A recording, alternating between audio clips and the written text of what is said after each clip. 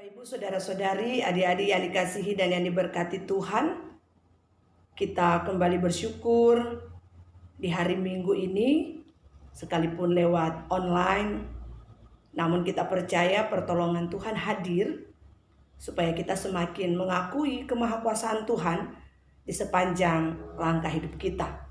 Oleh karena itu, Bapak, Ibu, Saudara-saudari, adik-adik yang dikasihi Tuhan, di hari Minggu ini, kembali kita beribadah kepada Tuhan. Kita akan merenungkan firman Tuhan. Sebelum kita membaca dan merenungkan firman Tuhan di hari ini, mari kita berdoa mohon bimbingan Roh Kudus. Kita berdoa.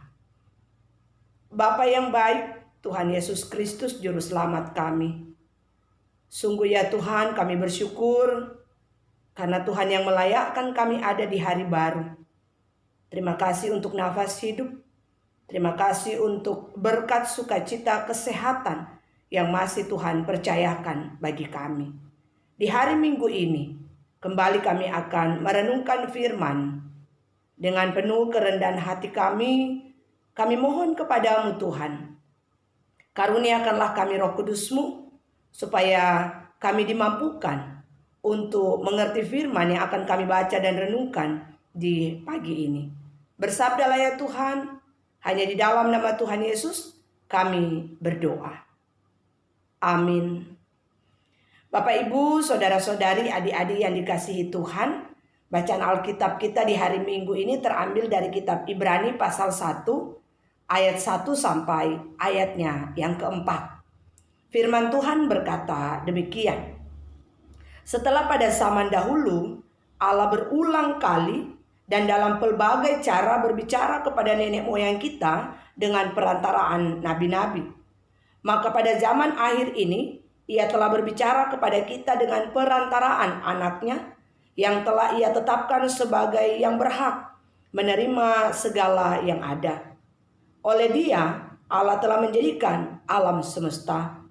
Ia adalah cahaya kemuliaan Allah dan gambar wujud Allah, dan menopang segala yang ada dengan firman-Nya yang penuh kekuasaan.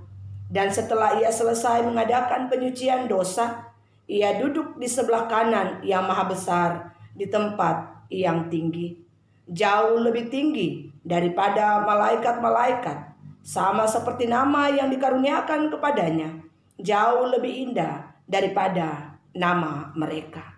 Demikianlah firman Tuhan. Yang berbahagia adalah setiap kita yang membaca, merenungkan serta melakukan firman Tuhan di dalam kehidupan kita setiap hari. Terpujilah Tuhan Yesus Kristus. Haleluya. Bapak, Ibu, Saudara-saudari, adik-adik yang dikasihi dan yang diberkati Tuhan, membaca kitab Ibrani, banyak orang mempertanyakan siapa sebenarnya penulis dari kitab Ibrani ini. Ada yang beranggapan bahwa kemungkinan penulisnya Paulus, ada juga yang mengatakan Barnabas, dan beberapa spekulasi menempatkan bahwa banyak yang tidak tahu siapa sesungguhnya penulis kitab Ibrani ini.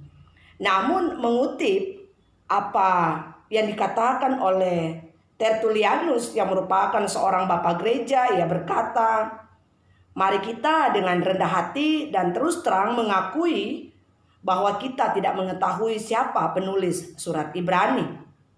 Kita hanya tahu buku ini diwahyukan oleh Tuhan melalui seseorang yang tidak menuliskan namanya dan tidak memberitahukan kepada kita siapa dirinya. Bapak, Ibu, Saudara-saudari, adik-adik yang dikasihi Tuhan, kitab Ibrani merupakan kitab yang unik. Dikatakan unik, keunikan surat ini terletak dari pertama, kita tidak tahu siapa penulisnya, dan yang kedua, tidak kita menemukan salam pembuka dibandingkan dengan surat-surat yang lainnya. Penulis Ibrani langsung kepada pengenalan serta penekanan akan sosok perantara yang melalui dia firman Allah disampaikan kepada umatnya. Bapak, Ibu, Saudara-saudari, adik-adik yang dikasihi Tuhan, kita ingat dengan ungkapan setiap orang ada masanya Setiap masa ada orangnya. Kalau dahulu di bagian awal ayat pertama mengatakan bahwa pada zaman dulu Allah berulang kali dalam berbagai cara berbicara kepada nenek moyang kita dengan perantaraan nabi-nabi. Namun ketika kita melihat di bagian kitab Ibrani pasal 1 ayat 1 sampai ayatnya yang keempat, bagaimana penulis kitab Ibrani langsung memulai dengan memperkenalkan Allah yang dikenalnya melalui pribadi anaknya Yesus Kristus. Yang menarik yang dapat kita lihat, bagaimana penulis kitab Ibrani menyatakan bahwa Allah selalu ingin menyapa manusia. Kalau kita melihat ungkapan menyapa manusia ada dalam berbagai model. Pertama, kita berjumpa dengan kata berulang kali, atau dalam bahasa Yunani palumeros, dan kata pelbagai cara atau palutropos. Dan Bapak Ibu mau mengatakan kepada kita bahwa bagian ini mau menjelaskan bahwa dari zaman ke zaman para nabi secara kreatif dengan cara-cara yang manusiawi menyampaikan kebenaran Allah yang diterimanya. Oleh karena itu kita berjumpa dengan berulang kali dan berbagai cara. Pada zaman dulu Allah memakai nabi-nabi, Allah memakai malaikat. Kalau kita melihat para nabi berupaya dengan berbagai cara agar umat yang mendengarkan firman Allah paham. Kalau kita melihat bagaimana nabi di mata kaum Israel memiliki kedudukan yang tinggi, dan mereka dimaknai sebagai utusan Allah untuk menyampaikan apa yang menjadi kehendak Allah. Demikian juga malaikat yang juga dipahami sebagai pembawa pesan dari Allah. Oleh karena itu Bapak Ibu, saudara-saudari, adik-adik yang dikasihi Tuhan, di dalam kitab Ibrani pasal 1 ayat 1 sampai ayatnya yang keempat menyatakan dengan tegas bahwa ia berbeda dengan Yesus. Ia yang dimaksud di sini adalah nabi dan juga malaikat. Yesus menyatakan diri sebagai Allah melalui anaknya Tuhan Yesus Kristus. Dalam bagian ini mau menggambarkan kepada kita tentang keterkaitan, simbol atau hubungan dari Trinitas, yaitu Allah, Anak, dan Roh Kudus. Bahkan di bagian Ibrani pasal 1 ayat 1 sampai ayatnya yang keempat, kita berjumpa dengan kata oleh Dia Allah telah menjadikan alam semesta. Bapak Ibu saudara-saudari, adik-adik yang dikasihi dan yang diberkati Tuhan, penulis Ibrani mau menyatakan bahwa Tuhan Yesus lebih tinggi dari nabi dan malaikat. Bahkan ia juga memberikan penegasan di dalam ayat 1 sampai ayatnya yang keempat. Ia adalah cahaya kemuliaan Allah yang menopang segala yang ada dengan firman-Nya. Ia berkuasa atas ciptaan Allah. Bahkan dikatakan, dan setelah ia selesai mengadakan penyucian dosa, ia duduk di sebelah kanan yang maha besar di tempat yang tinggi, jauh lebih tinggi daripada malaikat-malaikat, sama seperti nama yang dikaruniakan kepadanya jauh lebih indah daripada nama mereka. Bapak Ibu saudara-saudari, adik-adik yang dikasihi dan yang diberkati Tuhan, deretan gambaran identitas Allah di atas mau menyatakan kepada kita sebagai manusia, mau menegaskan bahwa tidak ada yang dapat menyamakan Allah dengan siapapun di sekeliling kita. Oleh karena itu Bapak Ibu saudara-saudari, adik-adik yang dikasihi dan yang diberkati Tuhan, manusia menerima keselamatan dari Yesus Kristus. Sehingga seyogyanya kehidupan kita sebagai umat, kehidupan kita sebagai manusia, mari kita mengarahkan, memberikan penghormatan dan penyembahan kita seutuhnya kepada Allah. Karena dengan sangat jelas perikop kita di saat ini menegaskan kepada kita bahwa ia lebih tinggi baik dari nabi maupun malaikat. Bahkan tidak ada yang dapat menyamai kedudukan Allah. Oleh karena itu Bapak Ibu saudara-saudari, Adik-adik yang dikasihi dan yang diberkati Tuhan, belajar dari perikop kita dari kitab Ibrani pasal 1 ayat 1 sampai ayatnya yang keempat, firman Tuhan mengingatkan kita dua hal. Yang pertama, Allah yang kita sembah bukan Allah yang diam. Dia adalah Allah yang mau berbicara dari masa ke masa, waktu ke waktu, tempat. Yang Allah inginkan dari kita, mari kita terus berkomunikasi dengan Allah. Allah ingin kita percaya kepadanya dan menyembahnya. Perikop kita menyajikan kepada kita, kalau dulu Allah berbicara lewat nabi, lewat malaikat, tetapi ketika Allah menyatakan dirinya langsung, yang Allah inginkan dari kita bahwa kita memiliki kebebasan untuk dapat berbicara dengan Allah.